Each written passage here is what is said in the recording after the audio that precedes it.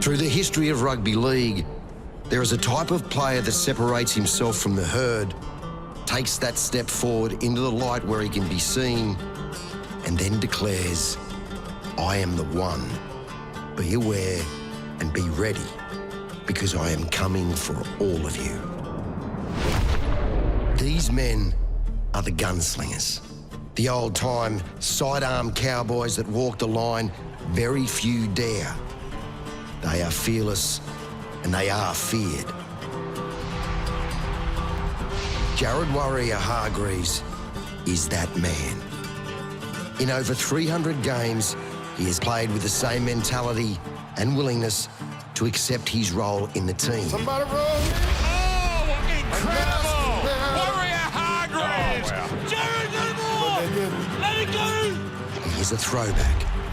The one opposition players look over their shoulder for. The one, if they can help it, they avoid. The player that affords his teammates confidence. The man they line up behind and know they are protected. Waerea-Hargreaves! Jared Waerea-Hargreaves has never asked a teammate to do something he has not done or not willing to do himself. The gunslingers wield their attributes through action. They are often bloody, emotional, and they are always in the fight. History tells us that teams that go on to greatness, that win titles, need a gunslinger. Jared Waerea-Hargreaves, gunslinger.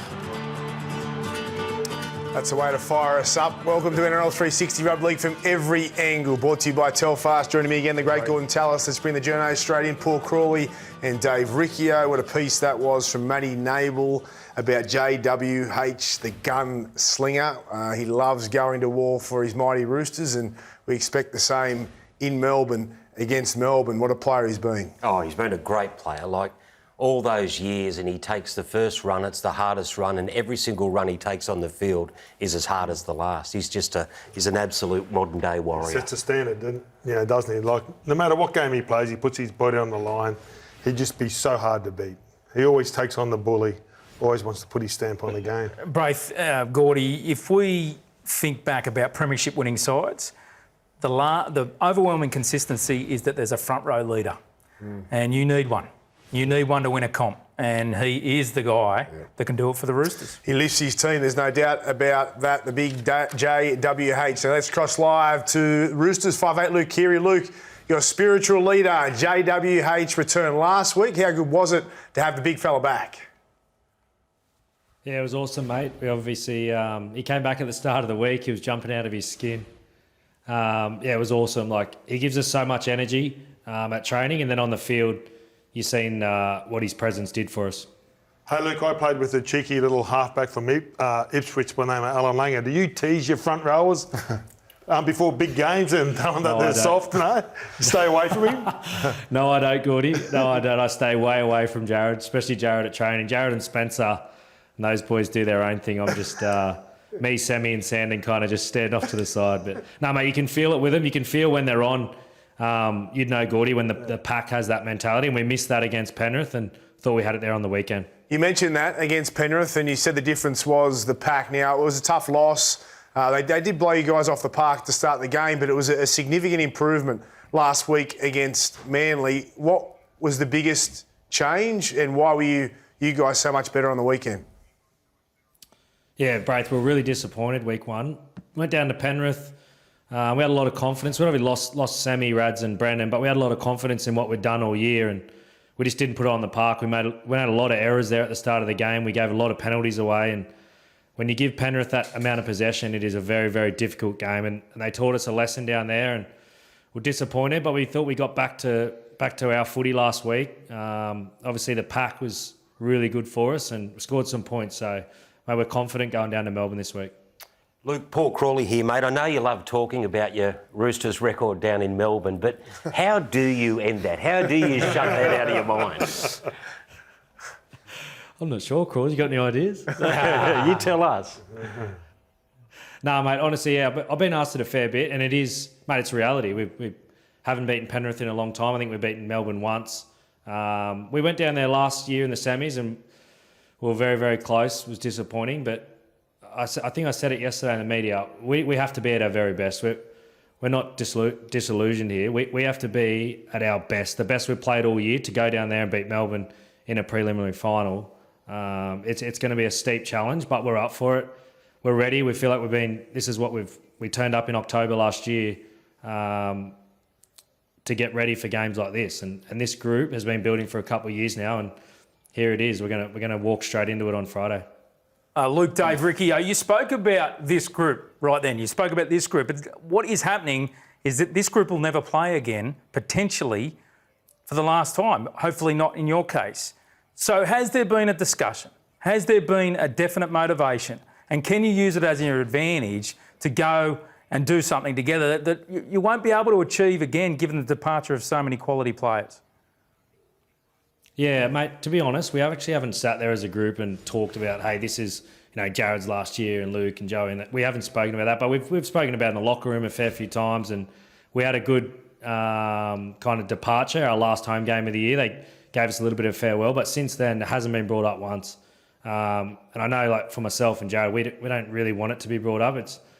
We don't need that extra motivation. Like you said, we've had this group now for 3 or 4 years, going off the back of that, probably 2020, and we've had some really disappointing seasons. We felt like we're built really well in others, but we just haven't been able to get the job done. So we as a group are very hungry, and this is what we've been waiting for a couple of years now, an opportunity like this. Kez, you said earlier the big improvement was not only the forward pack in your defence, but it was the ability to score points against Manly, and it was Sandon Smith who was played a major role in that, and your combination with him.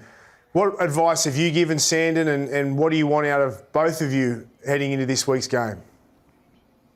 Yeah, I was super impressed with him, Braith. Obviously, probably didn't have the game he wanted against Penrith. It was his first really, really big game.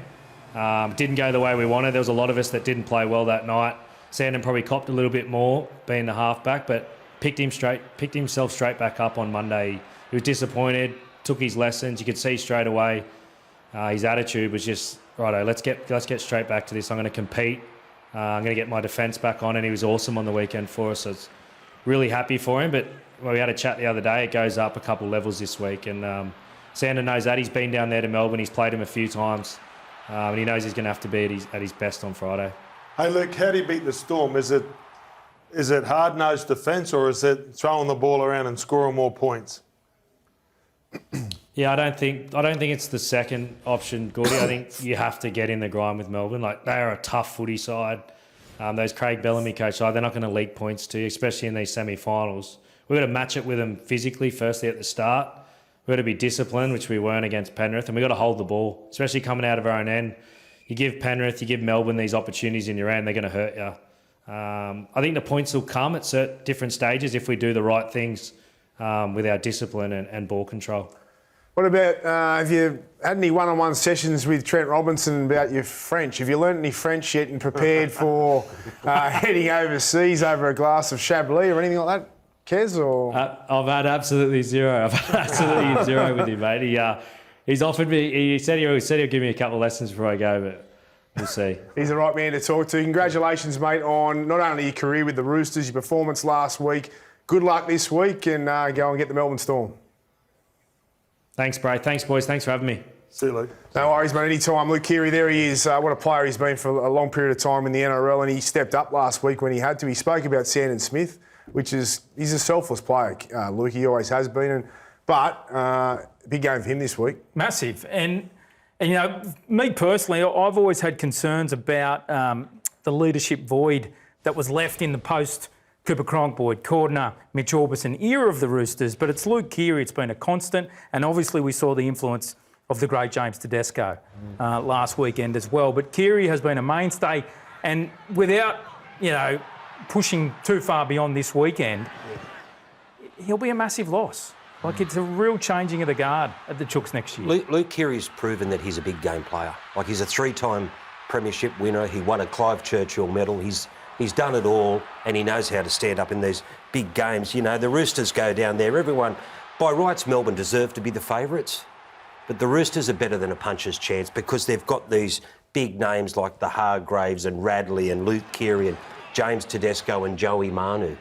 Like, they can go down there and cause an upset. You get the feeling that they believe in themselves too. And he looks really settled, just the way he handled that interview. If I'm playing with him, he knows what he has to do. He knows what we got to do as a team. And like, he's right. If they go there and they get their defence right, the Roosters have so many points in them. They got so many power plays. It's just defensive. You've got to remember too, guys, the Roosters have to go down to Melbourne and believe that they won't produce a statistical performance of what the Sharks did against Melbourne, which it was a landslide. Like, the Sharks were terrible, dropping the kickoff from the opening set. The Roosters have to have belief that they have enough quality and class to go set for set with the Melbourne Storm, and you would have to believe they do. They do.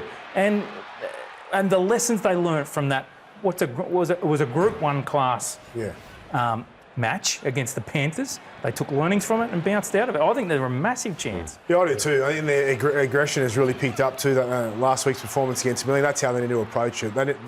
They've got probably a little bit of an advantage, if anything, in the pack, and that's where they've got to gain that advantage and take. It's a fine line, though, isn't it, with the Roosters? Because if they cross it, they can blow their stack. We've seen some of those end-of-season games final round games against South Sydney over the years where the emotion has got the better of them and it gets the better of their discipline. They've just got to keep it in check. Yep. I think they really need to rattle Melbourne if they're any chance this week.